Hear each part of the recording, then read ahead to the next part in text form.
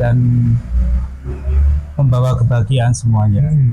Berkat saya baru menyadari bahwa berkat sebuah narasi yang kuat, yang membangun, yang menyentuh, itu bisa merubah segalanya. Kita mampu merubah dunia, merubah buat baik melalui sebuah tulisan. Nah, saat itulah kemudian saya cinta dengan tulisan-tulisan berbau humanis, Pak. Menarik sekali, Pak, ya. Jadi kalau di era sekarang ya, tulisan atau sebuah berita yang punya nuansa sastrawi bisa menyentuh hati, itu ada kepuasan tersendiri ya. Betul. Tidak hanya sekedar clickbait. Ya, betul. Kalau sekarang klik hanya tahu ada apa di sana, ada apa di sana. Gitu kan. Kalau ini enggak ya. Oh, ada itu yang menyentuh hatiku. Nah, untuk berbuat sesuatu kepada si pengusaha tadi, akhirnya bergerak untuk membuat kebaikan. Nah, perasaan wartawan seperti apa? Ketika Anda kan di balik layar, nggak ada yang tahu bahwa Anda berjasa, nggak ada yang tahu. Betul. Nah, ini perasaan Pak Didi gimana? Saya bangga luar biasa, meskipun orang tidak melihat apa yang saya perbuat ya. Orang pasti akan melihat si malaikat penolongnya adalah si pengusaha tadi ya. Tapi pengusaha tadi itu meskipun dia kesana kan terdorong oleh tulisan saya. Betul. Tapi orang akan banyak melihat bahwa bukan saya yang berbuat dampaknya ke adik yang sembuh tadi itu, tapi orang yang menolong pengusaha. Tapi buat saya no problem, Pak. Saya tetap bangga, Pak. Saya tetap melakukan itu terus menerus. Tulisan-tulisan saya terus berbau ke arah ini ya, ke arah orang yang human interest yang membutuhkan, saya tulis. Kemudian kalau ada yang menolong ya alhamdulillah. Kalau misalnya belum ya mungkin menunggu waktu dan sebagainya. Dan satu hal, Pak, ketika saya sudah pindah ke media, satu tim dengan Pak Ham di Judul Semar waktu itu, saya mengulangi, Pak, satu mohon maaf ya, bukan tapi satu perbuatan saya menulis ketika ada anak kecil yang berumur 9 bulan, Pak. 9 bulan itu mengalami lahir dengan kondisi jantung bocor. Orang tuanya hanya penjual tahu goreng. Ibunya ibu rumah tangga biasa dan dia memang orang tidak punya. Saya menemukan itu dari informasi tim wartawan saya di lapangan. Kemudian saya datangi, kemudian saya tolong, Pak, dengan tulisan. Saya langsung izin waktu itu dengan Pak Ham, Pak Anas dan manajemen untuk membuka dompet donasi kan. Gitu. Saya tulis itu, Pak, bagaimana Rehan ini anak ini harus sembuh ya, harus sembuh dari penyakitnya jantung bocor itu. Saya tulis, saya kemas dengan bahasa-bahasa yang menggugah perasaan.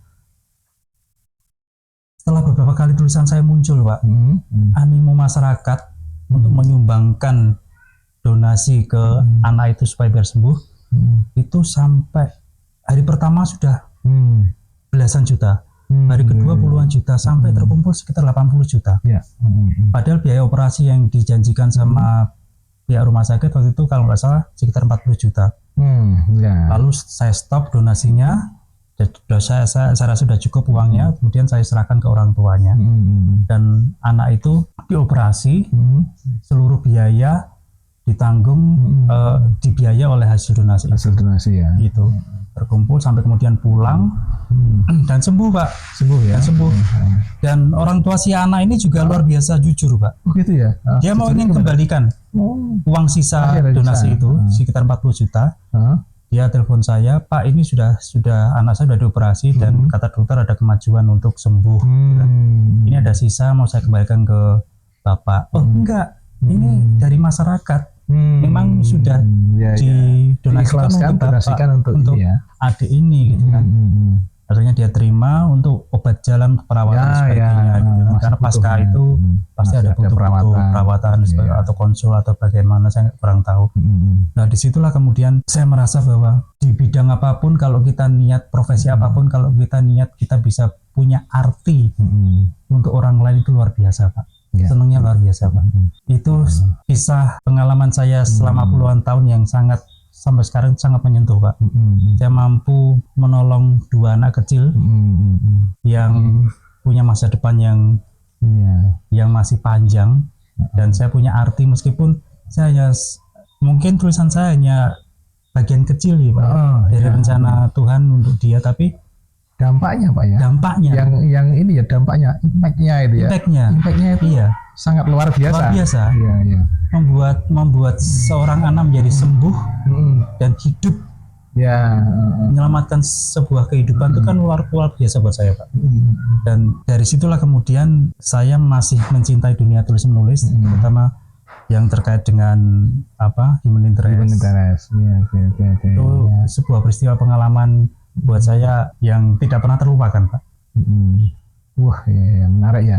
Jadi gitu kawan-kawan, cerita sedikit dari Pak Didik. Ini sangat menarik sekali ya kawan-kawan. Pak Didik, saya tanya, itu kan era di Pak Didik ketika di media cetak ya? Iya, cetak. Kira-kira di media online gimana Pak Didik? Apakah mungkin ya tulisan-tulisan yang bernuansa sastrawi?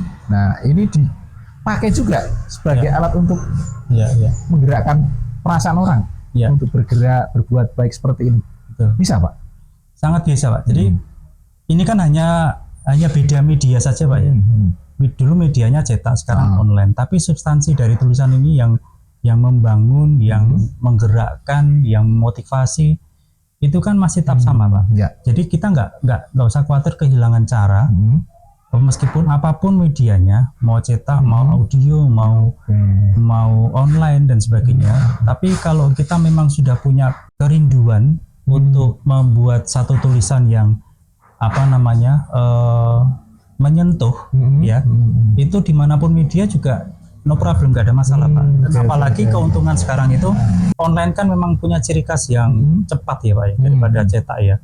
Itu hanya kita bikin sekarang, mungkin 1 menit kemudian sudah langsung bisa diviralkan menyebar kan. Nah itu sangat berpotensi untuk mendapatkan orang-orang baik yang lain di luar sana lebih cepat Pak ya, barangkali ya. Iya. Dan saya kira juga ada banyak juga kasus-kasus yang tulisan-tulisan itu mampu memperjuangkan, misalnya terlepas dari penderitaan sakit, kemudian kemiskinan, atau banyak sekali Pak yang dibangun dari tulisan-tulisan di media online itu yang menyentuh